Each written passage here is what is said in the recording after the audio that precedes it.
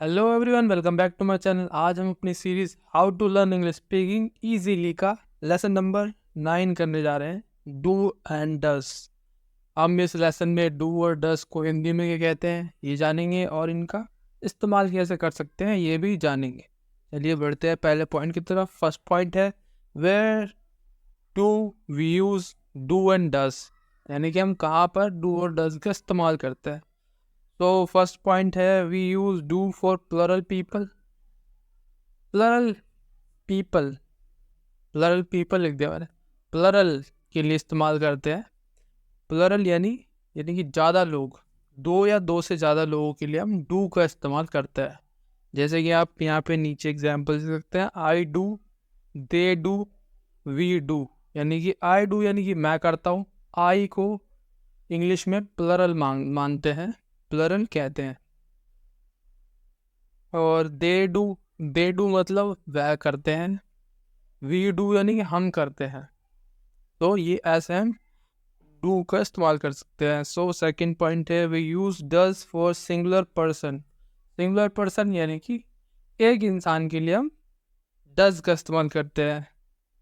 Does को हिंदी में, do को वैसे हिंदी में कहते हैं करना, डज को कहते हैं ऐसा कर सकते हैं, ऐसा हो सकता है। ही डज यानी कि वो करता है। शी डज वह करती है। इट डज ऐसा हो सकता है। इट डज यानी कि ऐसा है, ऐसा हो सकता है या ऐसा कर सकता है। तो सेकंड पॉइंट है correct the following sentences. She can ride a bike.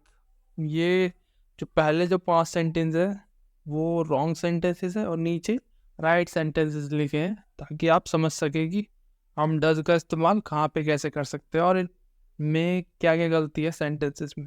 Can you to play cricket, second point. Third point है I can swimming. I can swimming, और इसका जब आंसर देख सकते हैं हम नीचे। अब थर्ड देखेंगे, रोमन गिनती में लिखा है जो आई डू स्विम, यानी कि मैं स्विम करता हूँ। ठीक है, आई कैन स्विमिंग नहीं हो सकता, ये गलत है, wrong sentence. He not can speak English. He not लिखा, ही नॉट, ही कैन नॉट होता तो सही होता, he can not speak English. और मगर यहाँ पे लिखा ही नॉट कैन स्पीक इंग्लिश, तो ये रॉन्ग सेंटेंस है। इसका आंसर हो सकता है he does not speak English. ऐसे हम लिख सकते हैं he does not speak English, यानी कि वह इंग्लिश नहीं बोल सकता है। या हम ऐसे कह सकते हैं ही डजेंट स्पीक इंग्लिश, हम ऐसे ही बोल सकते हैं, ये भी correct sentence. Can swim they fast, can swim they fast, ये भी रॉन्ग सेंटेंसेस है। इसका राइट सेंटेंस हो सकता है they do they swim fast, क्या वह तेज स्विमिंग करते हैं, तेज तैरते हैं। थर्ड पॉइंट है complete the following using do और डस, यानी कि ये जो सेंटेंसेस नीचे लिखे हैं इनको आपको पूरा करना है डू और डस लगाकर।